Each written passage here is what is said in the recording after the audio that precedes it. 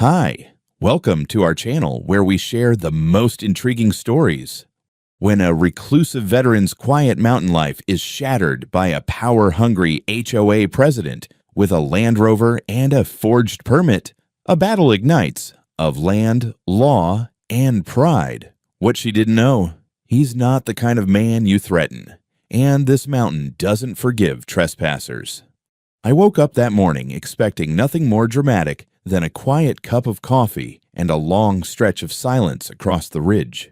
The dogs, Ranger and Coda, were already up pacing by the sliding door, ears forward like they had intercepted a radio frequency I had missed. It was one of those crisp North Georgia mornings that settles under your skin, the kind that makes the mountains look sharper and the pines louder. I stepped onto the deck, mug in hand, and let the cold air slap the last bits of sleep out of me. For a few seconds, everything was perfectly still. Then the world detonated. Somewhere down my driveway, a metallic shriek cut through the silence, tires skidding across asphalt, followed by a gut-deep boom that shook the railing under my hand. Ranger growled. Coda barked once, sharp and alert. I didn't waste time thinking. Years of military conditioning kicked in. I set the mug down, jogged inside, slapped the gate feed onto the main monitor, and saw the incoming disaster frozen mid-frame. A white Land Rover fishtailing in the final seconds before it plowed nose first into my concrete bollard like a battering ram. The impact jolted the camera. By the time I sprinted down the walkway, the scene had fully unfolded. The SUV sat crumpled at a 40-degree angle,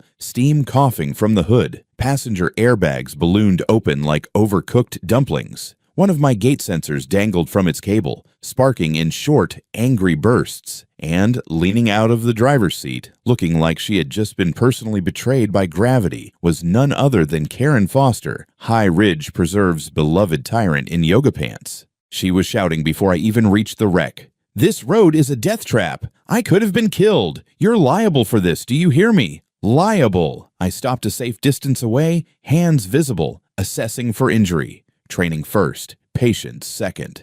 "Karen, are you hurt? Do you need medical assistance?" Instead of answering, she jabbed a manicured finger at my driveway as though it were a sentient being with a vendetta. "Your road is uneven, and the slope, my God, the slope. It should be illegal. I barely touched the brakes, and the whole thing just. She flapped her hands like a wounded seagull. "You need to fix this immediately." Given that I had watched the entire crash on camera, including her decision to accelerate like she was trying to launch into orbit, her performance had all the sincerity of a staged commercial. "Karen, the road is fine. What happened?" "What happened?" she snapped. "Is that your ridiculous curve and poorly placed gate forced me to make a dangerous turn. And because you refuse to maintain this road properly." She gestured at the cracked SUV. "My vehicle is totaled." I tilted my head. "You do realize this is a private road? My private road. You're here by courtesy, not entitlement." Wrong answer. Her face stretched into outrage. "If your road wasn't meant for residents, then why is it the only paved access to our community? Because your developer underbid and cut corners. That doesn't magically turn my land into HOA property." She did not appreciate that. Her voice leapt an octave. "Call a tow truck. Now. And while you're at it, you will provide me a replacement vehicle until this is resolved, preferably something equivalent." She waved vaguely toward my garage. "That truck of yours will do."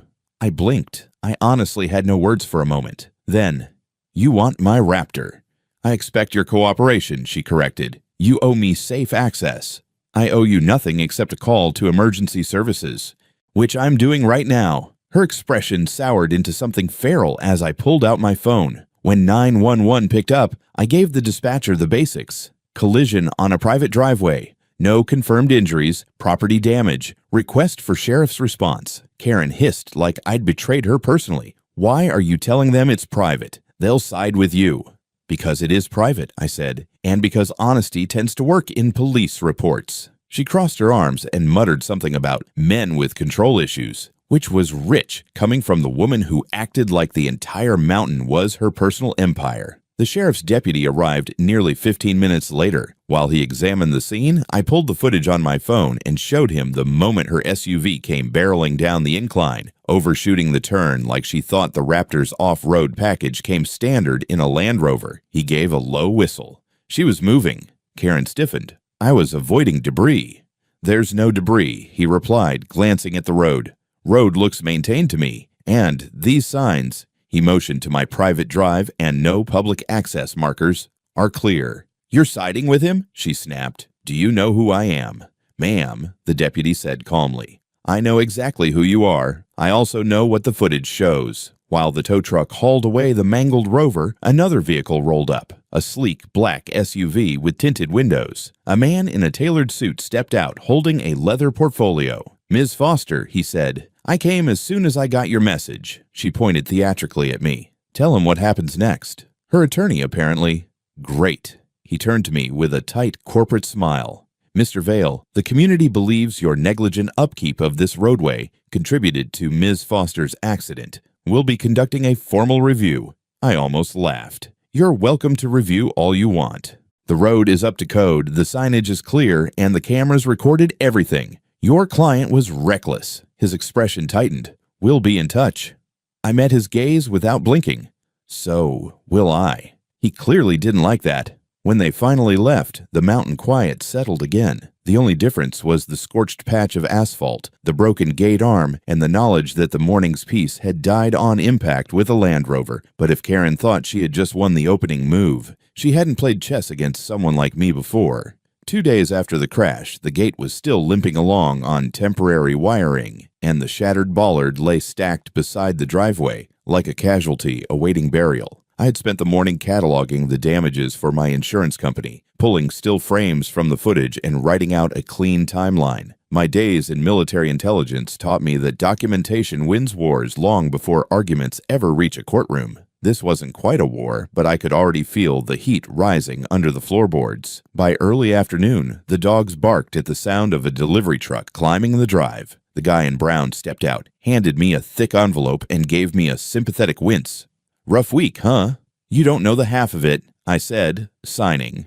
Inside, the envelope was a letter from Karen's insurance carrier, written in polished corporate nonsense. Their position was that her collision was partially attributable to inadequate roadway safety features, a claim that rested on the imaginative assumption that I, a private landowner, was somehow responsible for anticipating the driving habits of entitled HOA presidents. Still, they were requesting cooperation in reviewing my maintenance records, signage, and any history of prior incidents. I laughed out loud. Prior incidents? The biggest incident until Karen arrived had been a squirrel stealing one of Ranger's chew toys. A second envelope waited beneath it, this one stamped with the logo of High Ridge Preserve HOA's legal office. I slid a finger under the seal, already feeling the temperature in my blood rise a few degrees. Inside were 3 documents, a letter from their attorney, a notice of intended action, and because every villain loves theatrics, a color-printed map of my own land with someone's highlighter bleeding all over the borders. The letter was a masterpiece of self-importance. According to the HOA, the road that cut across the edge of my property functioned as an essential shared access corridor for the residents of High Ridge Preserve. As such, I bore a duty of care to maintain it to the standards expected of community infrastructure, and since I had failed in this duty, the association was prepared to take corrective measures, including but not limited to demanding I repair the road at my cost, reimburse Karen for her damages, and formally transfer the road under HOA management to avoid future hazards. They wanted my road. They wanted control. They wanted to rewrite 40 years of my family's land records with a highlighter and a sense of entitlement. I read it twice, then poured myself a second cup of coffee just so I wouldn't punch something expensive. My phone buzzed. It was my attorney, Rebecca Lee, sharp, unshakable, and the closest thing the legal field had to a battle tank. I had emailed her the documents minutes earlier. Grayson, she said, not bothering with small talk, I'm assuming you've seen the HOA's letter. I have. They want my road. They can't have your road, and they damn well know it. She let out a breath that sounded like she was smiling through her teeth. I'm preparing our response, but first, I need a couple of things. 1. Copies of the footage from your gate cameras. 2. Screenshots of any communication from Karen since the incident. And 3. That land deed from your father, the one with the original survey markings. It's already scanned, I said. The footage, too. I'll send everything. Good. Next step. We get an independent road engineer to evaluate your driveway. If they want to claim negligence, we'll give them facts they can choke on." Music to my ears. "And Grayson," her tone softened without losing its edge. "Do not respond to them directly. Let me handle every piece of communication. Karen will try to bait you into something emotional. She's already painting you as hostile." "Understood. She won't get a syllable out of me." After the call, I sat at my desk, surrounded by paperwork, maps, and evidence files. Ranger lay curled at my feet, while Coda watched the driveway like she expected the next battle to roll up in an armored vehicle. Honestly, I wouldn't have been surprised. The county office was my next stop. I drove down to Dahlonega, signed in, and asked for access to public land records. The clerk on duty, a friendly guy named Harris I'd chatted with before, looked up from his screen. "Vale? Something going on up your way?" "Depends," I said. "Has anyone from High Ridge Preserve HOA requested right-of-way documentation recently?" He raised his brows. "Funny you ask. Someone tried to file a preliminary inquiry last month. Wanted to know if the county had easement rights across your drive. We told them no such record exists." "Let me guess," I said. "Middle-aged woman, blonde, permanent state of irritation." He snorted. "Yeah, that sounds about right." He printed out the parcel maps, clean, indisputable, and untouched by Karen's neon war paint. Every line reinforced what I already knew. My property, my road, 0 servitudes, 0 implied public access. By the time I got back home, my inbox was already buzzing. Rebecca had drafted our counter package and needed my signature before sending it off. I read through it carefully. She wasn't just pushing back. She was advancing. The letter demanded full compensation for my broken gate, wiring, and bollard, reimbursement for emergency repairs and labor costs, acknowledgement that all residents used my road by revocable permission, not by right, and immediate withdrawal of any claim suggesting otherwise. She attached the engineer's preliminary report too. It cleared my road entirely. In fact, the engineer had kindly noted that the surface condition was excellent for rural mountain terrain, and that the warnings were visible and appropriate for the environment. Translation: Karen had simply been driving like a bat fired from hell. As I signed and sent the finalized packet back to Rebecca, another email popped up, a new subject line, from HOA Council, notice of pending litigation. Of course, I didn't open it right away. I leaned back in my chair, stared at the dogs, and exhaled. The mountain air outside was calm, blue, and deceptively serene, but I could feel it. This wasn't dying down. It was escalating, the kind of escalation that led to bigger mistakes, louder lies, and eventually someone drawing blood in ways that didn't heal clean.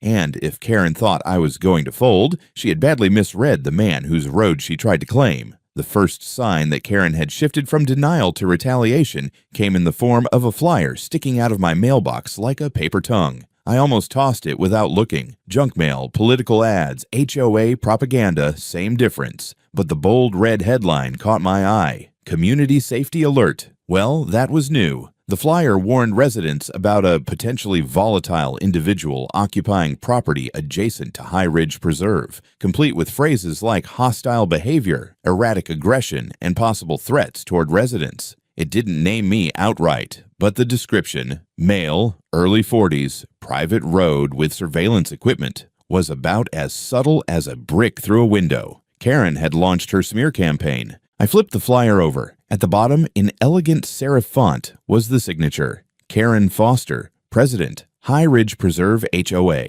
I felt a slow, controlled heat climb up my neck. Ranger sensed it too. He paced, ears pinned forward, tail stiff. Coda sat beside the porch railing, watching the road like she expected trouble. Inside, my phone buzzed. A notification from the neighborhood app, next door. Against my better judgment, I opened it. A thread titled Concerning Activity Near Private Drive was already gathering comments, most speculative, some fearful, a few blatantly defamatory. Someone had posted a blurry zoomed-in photo of me unloading lumber from my truck. The caption was, "Is anyone else uncomfortable with this guy patrolling his property with 2 huge dogs and cameras everywhere?" I let out a humorless laugh. If they thought that was intimidating, wait until they saw the part where I didn't hand over my land like a doormat. By noon, the damage had spread. 3 residents drove past my driveway slower than usual, necks craning, as though expecting me to leap out wearing body armor. A woman at the grocery store recognized me from the photo and clutched her purse tighter. Another whispered to her husband while staring straight at me. Karen wanted isolation. She wanted tension. She wanted to poison the well before I could speak. Fine, let's drain the well. That weekend, the local volunteer fire department hosted a charity cookout in town, perfectly neutral ground. I loaded the dogs into the truck and went, not to campaign or defend myself, just to be seen as a normal human being, not fitting Karen's Hollywood villain narrative. The minute I stepped onto the field, a couple at the grill looked up. I recognized them vaguely, residents from High Ridge, maybe mid-30s, 2 kids. The wife elbowed the husband, whispering something. He cleared his throat, stepped forward, and said cautiously, "You're Grayson, right?" "I am," I said. "And you're Thomas." My wife, Lydia, and I live on High Ridge Court. I could hear the unspoken the neighborhood Karen rules with an iron fist hanging in the air. Lydia lowered her voice. "We heard, well, a lot, and we weren't sure what to believe." "Then ask me," I said simply, preferably before Karen drafts my wanted poster. That earned a nervous laugh. They invited me to their table, offering sweet tea and a seat in the shade. I laid out the events factually. No dramatics, no embellishment, just the truth. The crash, the footage, the HOA letters, the fake narrative. Their eyes widened more with each detail. When I mentioned she demanded my truck as a replacement, Lydia actually choked on her drink. "You're kidding," she sputtered. "I wish." Thomas rubbed his forehead. "We felt something was off. Karen's been on a power trip lately. Fines for having the wrong mailbox font, telling people their holiday decorations are a fire hazard. But this is calculated," I finished. "And dangerous," Lydia added.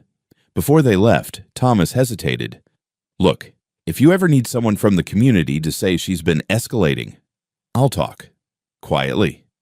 It wasn't much, but it was a crack in her wall.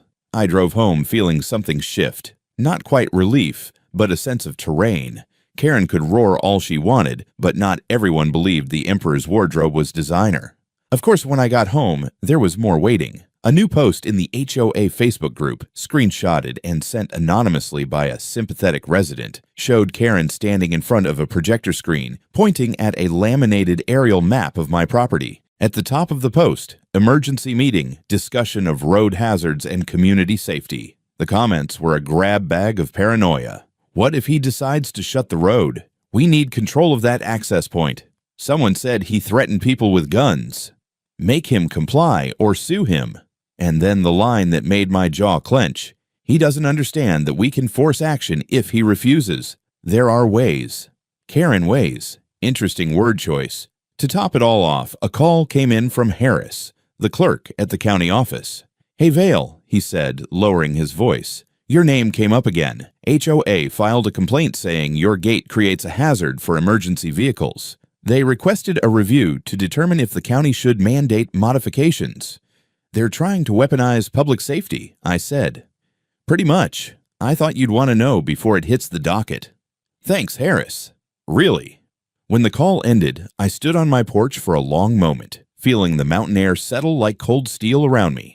The smear campaign, the lies, the fake emergency narratives. Karen was escalating fast and sloppy, which meant she was either desperate or arrogant enough to believe she was untouchable. Both options were dangerous, but I dealt with worse, in places far less civilized than a Georgia HOA meeting. And I wasn't about to let her build her kingdom on my land. I woke a little before dawn to the kind of sound no rural homeowner ever wants to hear, metal biting into asphalt.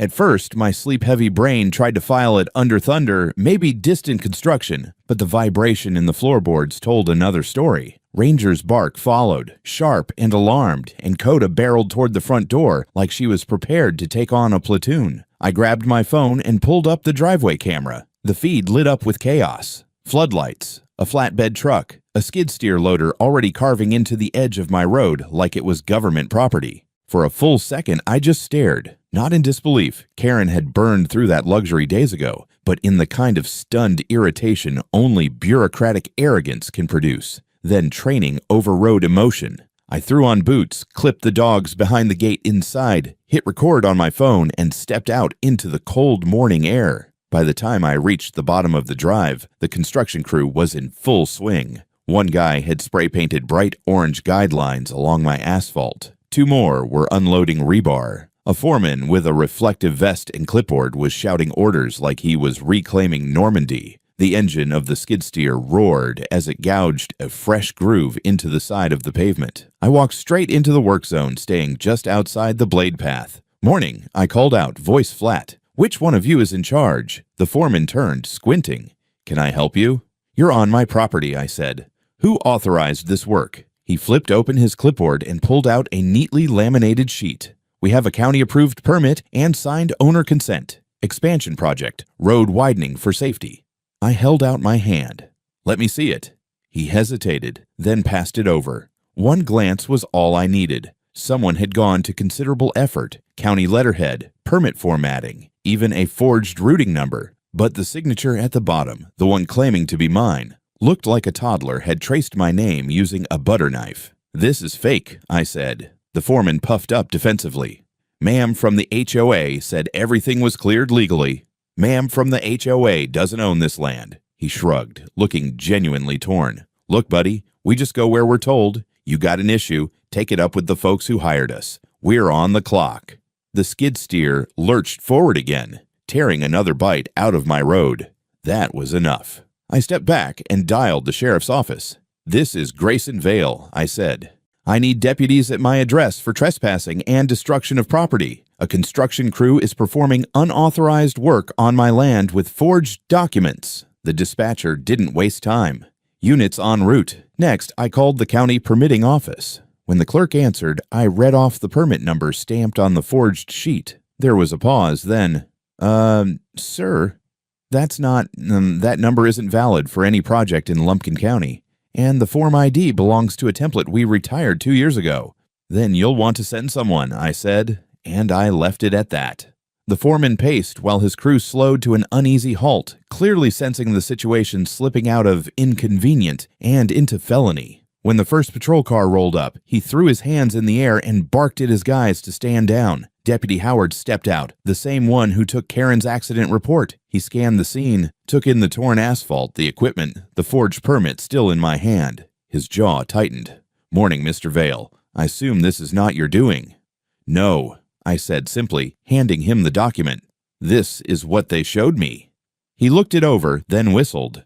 Someone went all in on this forgery. Another vehicle pulled up. The county road inspector, a tall woman with a clipboard and a stare that could deflate a truck tire. She compared the forged permit with the county registry on her tablet, then shook her head. "This is a counterfeit. Font's wrong, signature line's wrong, and whoever tried to mimic the county seal did a piss-poor job."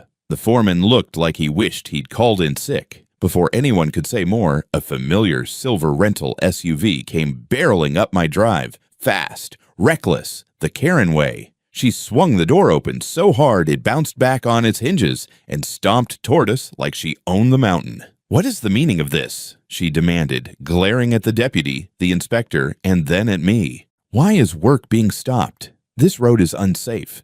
The community approved these improvements." "This is private property," Deputy Howard said calmly. "You cannot authorize work here."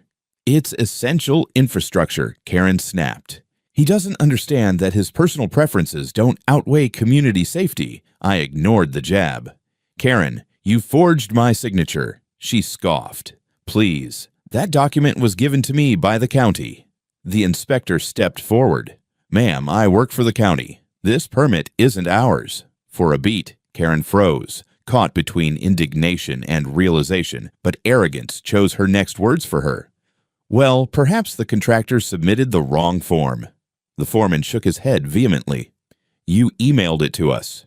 You said everything was cleared." Karen turned on him with venom. "You misunderstood." "No." The inspector cut in. "This is serious. Forging county documentation is a crime. We're opening an investigation." Karen's face drained of color, then flushed bright red. "This is a misunderstanding. Nothing more. Let's not be dramatic." The deputy clicked his pen. "Ma'am, I'll need you to step aside so we can take statements." She tried to stand her ground, but he gave her that look cops reserve for people about to talk themselves into handcuffs. While she sputtered excuses, I documented the damage. Photos, videos, measurements. One of the workers pulled me aside quietly. "Man, I'm sorry," he muttered. "We were told the HOA owned this stretch. None of us knew." "I know," I said, "but you understand I can't just let it slide." "Yeah," he sighed. "I get that."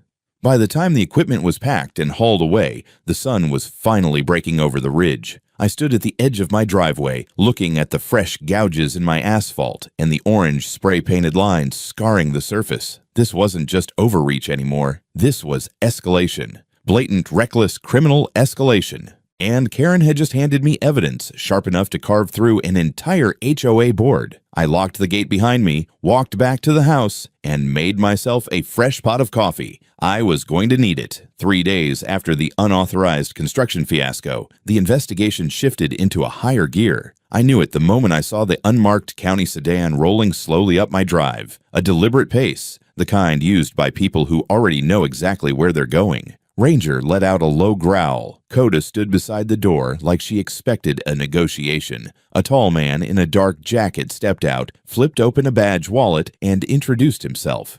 "Detective Mason, White Collar Crimes Unit. Are you Mr. Vale?" "That's me," I said. "Come on up." He followed me onto the porch, taking note of the broken gate hardware stacked neatly beside the railing. His eyes lingered on the gouges in the asphalt, the kind that tell a story even without audio. "I'm here regarding a report filed by the county permitting office," he said.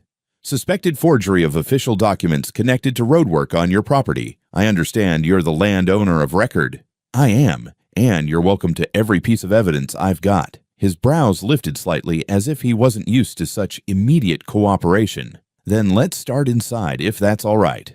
Once seated at my dining table, I laid out the essentials: the forged permit, the video clips, time-stamped photos, the contractor's statements, and the email chain Rebecca had already printed and highlighted. He scanned each item with a focused calm, the kind that reminded me of briefing rooms overseas, people who knew how to separate noise from intel. "This is extensive," he said, tapping the forged signature with his pen. "And the level of detail means someone took time with it. Not a kid at a printer." "No," I said. "This was deliberate, and not the first escalation." He nodded for me to continue, so I gave him the condensed version: the crash, the accusations, the attempted insurance manipulation, the HOA letters, the public smear campaign. He didn't interrupt once. When I finished, he closed the folder and steepled his hands. "Mr. Vale, to be blunt, this is the kind of pattern we see when someone in a position of small-scale authority starts to panic about losing it. People like that tend to escalate quickly and irrationally." "Karen," I said. He didn't contradict me. "I'm not naming suspects at this stage, but the forged document traces back to the HOA's email server, and the contractor's statement confirms the permit was provided by the HOA president." He paused. "And there's more. We received copies of letters allegedly sent by you to various residents. According to the complainants, they described you as considering shutting down all access unless residents met your demands." I felt my jaw tighten. "Forged letters. Likely. We'll compare handwriting and email metadata. The absurdity would have been funny if it weren't aimed at dismantling my reputation." Before he left, he asked the question every investigator eventually asks. "Is there anything you haven't told me? Any history, conflict, or personal dispute that may have triggered this?" "No," I answered truthfully. "I barely know the woman. She just thinks the mountain belongs to her." He gave a dry half-smile. "We get that a lot." After he drove off, silence settled back over the ridge, brief, temporary, deceptive. By early afternoon, the other shoe dropped. My phone buzzed. "Unknown number." I answered anyway. "Is this Mr. Vale?" "Yes." "This is Human Resources at Stratagem Analytics." "My employer." "Fantastic." "We received a complaint earlier today," the HR rep continued carefully. "A caller identifying herself as a member of your residential community alleged that you have been involved in dangerous behavior, conflicts with neighbors, and potentially threatening conduct involving firearms." A slow, simmering anger rose in my chest, not the hot, reckless kind, but the cold version that sharpens thought instead of clouding it. "And who made this allegation?" I asked, though I already knew. She declined to give a full name. "And what do you need from me?" "We're required to follow up. Do you have any documentation that would clarify the situation?" "Yes," I said, "a lot." I spent the next hour drafting a pristine military-grade summary. Dates, times, police reports, screenshots, written statements, and Rebecca's notarized letter describing the ongoing conflict and the false accusations made by the HOA president. I attached everything, along with the detective's business card. HR replied within minutes. "Thank you. We will consider the matter resolved unless new information arises." I exhaled slowly. Crisis averted. Karen had tried to hit my livelihood. That was no longer HOA drama. That was malice with intent. That evening, instead of stewing, I shifted into reconnaissance mode. I pulled county public records, HOA expenditure filings, contractor registrations, anything with a digital trail. It didn't take long before I found something interesting. High Ridge Preserve had issued 3 major maintenance contracts over the past 2 years for road work, landscaping, and infrastructure improvements. All 3 contracts were awarded to the same LLC, the registered agent, a man named Brett Foster, Karen's brother. The contracts weren't illegal per se, but they sure looked like a cozy little family revenue stream, especially when paired with the HOA's obsession with controlling land they didn't own. I compiled everything and sent it straight to Rebecca. Her response was immediate. "This is extremely useful. Don't confront anyone with it. Let me handle the strategy." I leaned back, stretching out the tension in my shoulders. Outside, the ridge was quiet again, the last orange light sinking behind the trees. But I could feel the momentum turning. Not quickly, not explosively, but decisively. Karen had overplayed her hand, and now the consequences were going to start falling. Hard, unavoidable, and loud. I closed my laptop and let the mountain air wash over me. Round 1 had been a disaster for my driveway. Round 2 would be a disaster for her career. The morning after I uncovered the Foster family's little HOA cash funnel, I woke to another unexpected message, this time from a number I didn't recognize, but not anonymous either. It was a text, short and cautious. "Mr. Vale, my name is Tom Weaver. I think we need to talk. Privately." I stared at the screen for a moment. Tom Weaver. It took me a few seconds to connect the name. He was the dad I'd met at the charity cookout, the one who'd been quietly horrified by Karen's behavior. I texted back, "When and where?" He suggested a small gas station off the main road, the kind with 2 pumps and a flickering sign, far enough from High Ridge Preserve that Karen's spies wouldn't stumble across us while buying almond milk. I leashed up the dogs, locked the house, and headed down the ridge. Tom was waiting in an old Tacoma. Engine off, sunglasses on, hands tied around a paper coffee cup, like he was afraid it might explode. When he saw me, he exhaled in visible relief. "Thanks for meeting," he said, climbing out. "I wasn't sure you'd come." "I'm listening," I said, leaning against the passenger side door. "What's going on?" He glanced around, lowering his voice. "I can't be seen doing this. Not yet.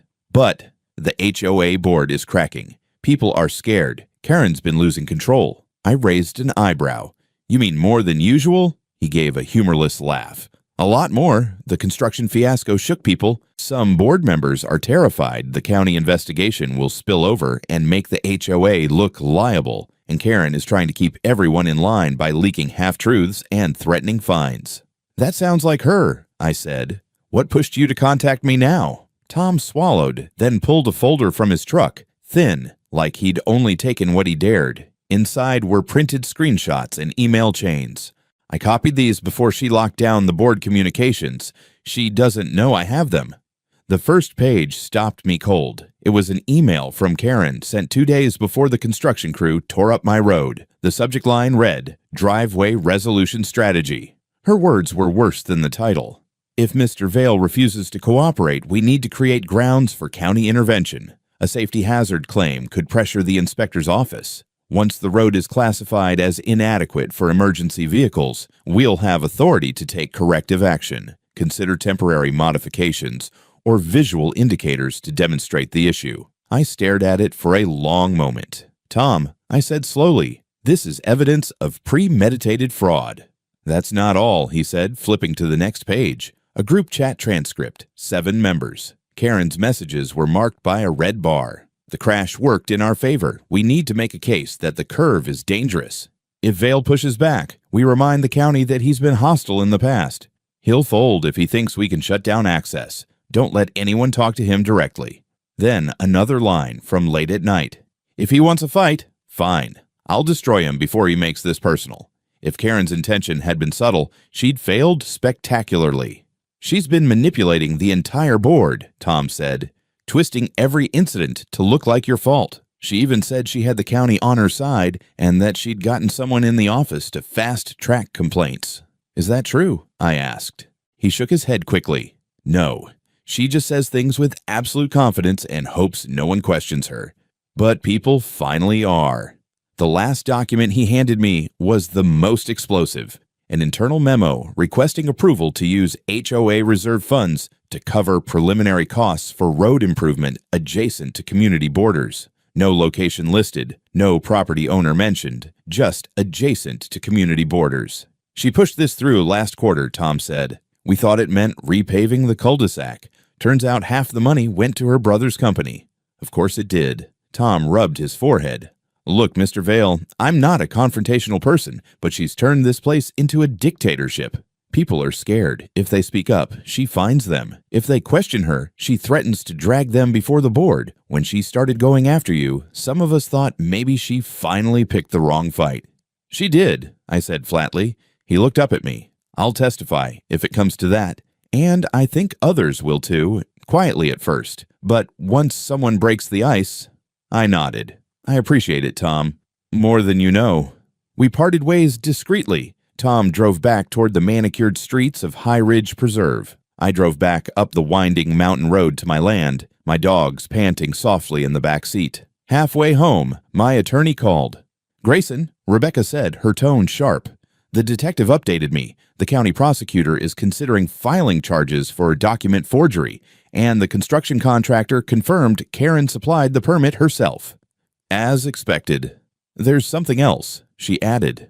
"We're filing for a restraining order. Karen has been contacting witnesses. One resident reported receiving a threatening voicemail from her last night." "Good. That would nail her to the wall in court." When I got home, the mountain ridge felt strangely quiet, as though waiting for the next move. I went inside, scanned all of Tom's documents, encrypted them, and sent them to Rebecca and Detective Mason. 15 minutes later, Detective Mason called. "This," he said, "is significant. You've just strengthened the criminal case, and the civil case, for that matter." I figured as much. "You'll want to stay alert," he added. "When people like her feel cornered, they don't start playing fair. They double down. But with the restraining order filed, she'll be on thin ice." Thin ice. Karen had been dancing on it for weeks. Now it was finally starting to crack. The sun dipped behind the ridge as I stood on my porch, the dogs flanking me like loyal shadows. The crisp mountain air felt charged, electric, expectant. The board was collapsing. The lies were unraveling. Karen's kingdom was starting to crumble. And soon she'd find out that the man she tried to paint as dangerous was far more dangerous to her plans than she ever imagined. Court felt like neutral territory, cold, crisp, indifferent. Karen sat across from me in her pale blazer, pretending to radiate calm, though her fingers kept twitching like she was squeezing an invisible stress ball. Even the HOA board kept their chairs a safe distance from her, as though arrogance were contagious. Her attorney opened with a speech about dangerous roadway conditions and community dependence, waving a ridiculous aerial map covered in scribbles. The judge's face made it clear he'd heard better stories from kindergartners. Then Rebecca stood and dismantled their entire argument in minutes. First came the road engineer's testimony. My driveway was perfectly safe, better than most county-maintained roads. Then the video footage, Karen flying down my drive at a speed better suited for NASCAR than a mountain turn.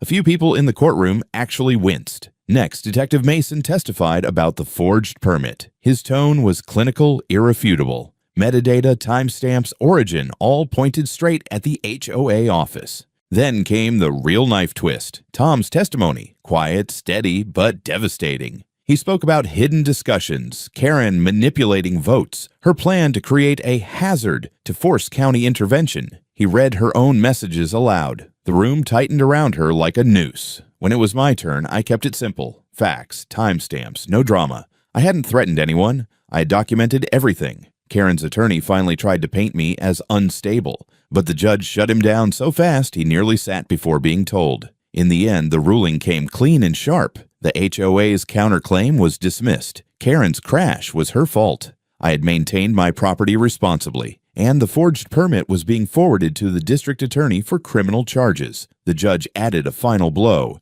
The HOA may wish to evaluate its leadership. Karen went still, shocked, cornered, cracking. Rebecca leaned toward me and whispered, "She's finished." And she was. Karen didn't implode quietly. She went down like a collapsing radio tower. Detective Mason called me early.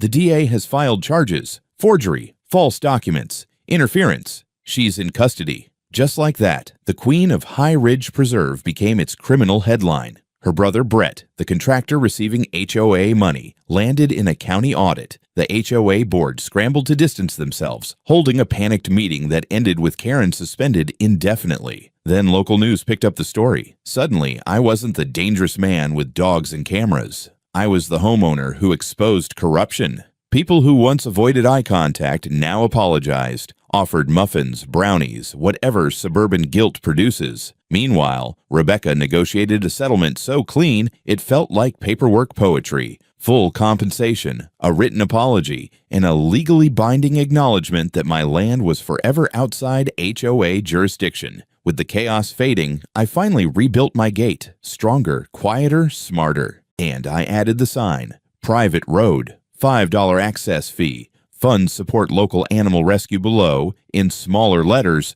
"Watch your speed." The first toll came from a delivery driver who shrugged and said, "Cheaper than my HOA fees, man." Peace returned to the ridge. No late-night smears, no construction ambushes, no forged letters. The dogs seemed to sense it first, sleeping deeper, patrolling less. 2 weeks later, I ran into Tom at the general store. "We voted," he said. "Karen's bylaws are gone. I'm interim president until we fix the mess." He paused, then added quietly, "You didn't just protect your land. You freed the whole neighborhood. I didn't do it for them, but the truth was, it felt good anyway." As I drove home, the gate slid open smoothly, silently. My land, my road, my peace. Karen had crashed her car on my driveway, then she'd crashed her career, then her authority, then her life, and I kept everything she tried to take.